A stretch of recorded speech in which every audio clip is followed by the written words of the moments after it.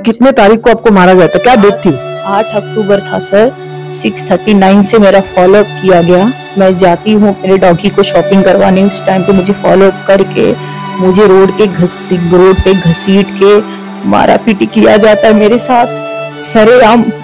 मेरे साथ सब चीजें हो रही है, मैं हेल्प के लिए चिल्लाती हूँ पर मेरी मदद कोई नहीं करता है। और सर मेरी जान भी जा सकती थी, मैं मर सकती थी क्योंकि मैं डर गई थी अंदर से। कितने लोग आए हैं और बाबा ने मेरा मर्डर प्लान किया था सर। उस दिन मैंने बाबा को बोला कि मत करो आप, ये लोग सब गलत करे, एक महिला के ऊपर इतने लोग आए हैं जान से मारने के लिए। उन्होंने मेरी सर कोई बात नहीं सुनी, मुझे बोला कि चलो इसको यार जान से ही मारेंगे। तो सर मैं हैरान हूँ कि इतनी जनता बुलाई गई, मैंने मदद मांगी, सबसे हेल्प मांगी पर कोई मेरी मदद के लिए नहीं आया, सिर्फ बाबा के डर के खौफ से, क्योंकि बाबा गुंडे बुला के मरवाता है लोगों को। टॉप 10 महाराष्ट्र न्यूज चॅनल मधून मी दीपक कोटेकर।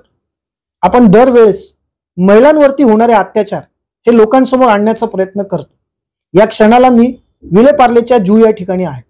इतका मोठा एरिया, खरं तर या ठिकाणी श्रीमंतच लोक राहतात आणि सुशिक्षित लोक राहतात, परंतु तरी सुद्धा कुठे ना कुठेतरी परदेशी सारखे गुंड ज्यांच्यावरती इतर क्रिमिनल केसेस आहेत ते महिलांना कुठे ना कुठेतरी वुमेन ट्रॅफिकिंग कडे घेऊन जात असतात। अर्थात वेश्या व्यवसाय करण्यासाठी त्यांना प्रवृत्त करतात, त्यांचा गैरफायदा घेतात, त्यांचा ब्रेन वॉश करतात। हा प्रकार सुद्धा तसाच आहे, परंतु या प्रकारामध्ये एक भोंदू बाबा टाटा नावाचा शामिल आहे। ही महिला आहे डिंपल पांडे नावाची, जी ऍक्सिस बँकेमध्ये कार्यरत आहे। गेल्या काही दिवसांपूर्वी या महिलेला मारहाण झाली, या महिलेला अक्षरशः जमावाने मारहाण केलेली आहे आणि हे झाल्याच्या नंतर पोलिसांनी फक्त एक एनसीआर लिहून घेतली आणि त्यानंतर म्हणजे असं म्हणतात ना की ज्या वेळेला पोलीस स्टेशन मॅनेज केलं जातं त्यावेळेला काय होतं, असाच प्रकार या महिलेबरोबर घडलाय। जी घटना मणिपूरमध्ये झाली त्या घटनेला थांबवण्यासाठी देशामध्ये अनेक प्रकरण आपण डोळ्यासमोर आणले, त्यातलाच हा एक प्रकरण आहे। जाणून घेऊया ती महिला आपल्या सोबत आहे, त्या दिवशी नेमकं काय झालं। डिंपल जी, जिस दिन आपको मारपीट हुई, ये मामला क्या था, किस वजह से आपको मारपीट की गई? सर मामला ये था, जो प्रकाश टाटा उर्फ अग्रवाल है, ये सेक्स रैकेट चलाते हैं, ह्यूमन ट्रैफिकिंग करते हैं, ड्रग्स का धंधा बिजनेस करते हैं। इनकी पूरी फैमिली इन्वॉल्व है, बाबा की वाइफ भी यही काम करती है। इन्होंने मुझे बहुत अप्रोच किया था कि मैं इनमें ज्वाइंट हो जाऊं इनके ग्रुप में, पर मैं इनके ग्रुप में ज्वाइंट नहीं हुई सर। इसीलिए इन्होंने मेरे साथ मुझे टारगेट किया, क्योंकि मैं बहुत इजी टारगेट थी। कितने तारीख को आपको मारा गया था, क्या डेट थी? 8 अक्टूबर था सर।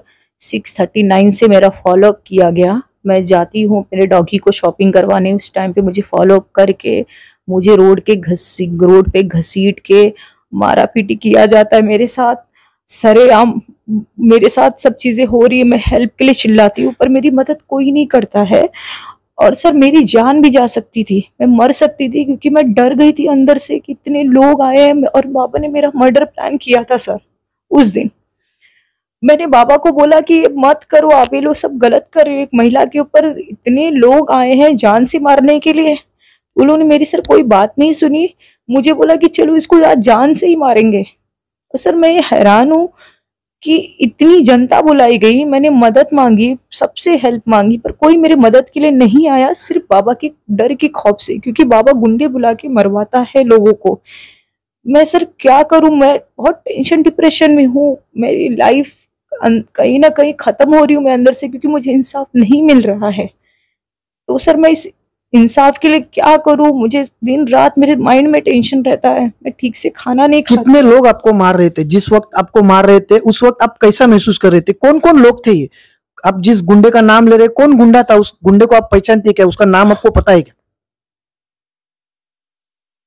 सर मैं वो हादसा याद करती हूँ, मैं कांप जाती हूँ। मेरे साथ बहुत बुरी तरह मारपीट होती है, मैं कांप गई थी, मुझे लगा था कि मैं मर जाऊंगी, मेरा शायद जिंदगी का आखिरी समय है। पर कुछ शायद पुण्य किए थे मैंने, क्योंकि मैं एक सोशल वर्कर भी हूँ, तो मैंने कुछ पुण्य किए थे, शायद माता रानी का हाथ था, मैं बच गई सर। क्या इस हादसे के बाद पुलिस ने आपको मदद की? नहीं सर, मुझे पुलिस ने कोई मदद नहीं की सर, मुझे किसी ने कोई मदद नहीं की। अब क्या कहना चाहती है? राज्य के मुख्यमंत्री का नाम इसमें आ रहा है, ऐसा कहा जा रहा है कि वो लोग मुख्यमंत्री के नजदीक के हैं। ऐसे में राज्य के मुख्यमंत्री को आप क्या संदेश देना चाहते हैं अपने चैनल की ओर से? सर मैं इस चैनल के माध्यम में सर मैं उनसे इंसाफ की मांग करती हूँ, क्योंकि इस आदरणीय एकनाथ शिंदे साहेब वो गरीबों के मसीहा है, सीएम है। वो इसी पे सर मुझे इंसाफ दे, इस बाबा को सर अरेस्ट कराए, इस बाबा पे इंक्वायरी बिठाए, क्योंकि ये बाबा आतंक बहुत बढ़ता जा रहा है सर। बाबा अपने धन दौलत में नशे में इतना चूर है कि उसको किसी की इज्जत नहीं दिखाई देती, सिर्फ वो अपनी इज्जत देखता है सर। उसको लगता है कि किसी एक आम आदमी की कोई उसके राइट नहीं है, कोई उसकी इज्जत नहीं होती है। ये सारी सब चीजें वारदात। क्या क्या करता है ये बाबा और इसके क्या गोरख धंधे चलते हैं? सर बाबा ड्रग्स के बिजनेस में इन्वॉल्व है, बाबा ह्यूमन ट्रैफिकिंग करता है, बाबा लोगों को, बाबा का गुफा भी है जहाँ पे रात भर रेव पार्टी भी अरेंज कराता है, जहाँ पे ड्रग्स गांजा सब आता है। बाबा ये जो आयुर्वेदिक का बिजनेस है ये ढोंग बिजनेस है। बाबा आयुर्वेदिक के नाम पे वो मेडिकल से मेडिसिन डाल के अपने आयुर्वेदिक के सब जो जड़ी बूटी है उसमें मिला के बेचता है एक्ट्रेसेस को, सबको सर बाबा उल्लू बनाता है, क्योंकि बाबा ढोंगी है। बाबा एक ब्लैक मैजिक प्रैक्टिस करता है, वो ब्लैक मैजिक लोगों पे करता है, ज्योतिषी बनता है, वो सब बाबा ढोंग है सर। मैं चाहती हूँ इस पे इंक्वायरी बिठाई जाए, मेरा क्रॉस एफआईआर लिया जाए सर, अपने आप सच बाहर निकल अभी आपको एक लंबी लड़ाई लड़नी है, आपको पता है आप किसके नाम ले रही हो, इससे आपको तकलीफ हो सकती है। आपकी लड़ाई अभी कैसे रहेगी? लड़ाई लड़ने के लिए तैयार हो क्या? जी सर मैं लड़ाई लड़ने के लिए तैयार हूँ। मेरी जान भी इस लड़ाई में चली जाए, अगर ये बाबा मुझे मरवा भी देता है, मैं ऑन रिकॉर्ड बोलती हूँ, संजय परदेसी नाम का जो गुंडा है ये क्रिमिनल है, ये मारता है लोगों को, सुपारी लेता है, और उस दिन मेरी सुपारी ही दी गई थी सर। तो सर मैं सिर्फ एक सोशल एक्टिविटीज हूँ, इसीलिए सर मेरी सुपारी दी गई है। प्लस मैं बाबा के ग्रुप में गैंग में नहीं आई हूँ, इसीलिए मेरी सुपारी दी गई है सर। आपण पाहिलं की एक महिला जेव्हा रडते ना तेव्हा कुठे ना कुठेतरी त्याचा श्राप हा आजूबाजूला लागतो। आज विले पार्ले सारख्या एका मोठ्या शहरामध्ये अशा प्रकारची ऍक्टिव्हिटी सुरू आहे आणि कुठे ना कुठेतरी पोलिसांची भूमिका जी आहे ही लज्जास्पद आहे। पोलिसांना लोकांची मदत करण्यासाठी त्या ठिकाणी बसवलेलं आहे, परंतु या उलट आपण जर पाहिलं तर या महिलेला ज्या दिवशी मारहाण झाली त्या दिवशीच खरं तर तिच्यावरती ज्यांनी मारहाण केली जो संजय परदेशी नावाचा हा क्रिमिनल आहे, अनेक वेळा ह्युमन ट्रॅफिकिंग मध्ये हा आतमध्ये गेला असं हे सांगतायत।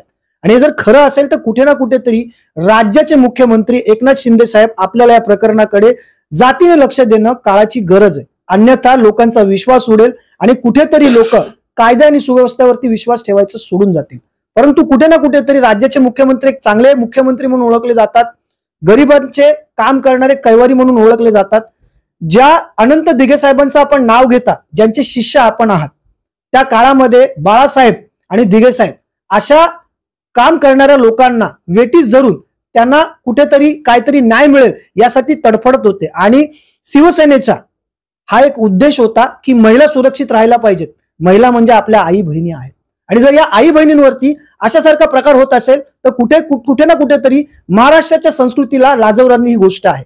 कुठे ना कुठेतरी राज्याच्या मुख्यमंत्र्यांनी आणि गृहमंत्र्यांनी या प्रकरणात लक्ष द्यावं आणि ज्या ज्या पोलिसांनी या लोकांना मदत केलेली आहे त्यांची सुद्धा इन्क्वायरी व्हावी। Top 10 Maharashtra news, Mumbai.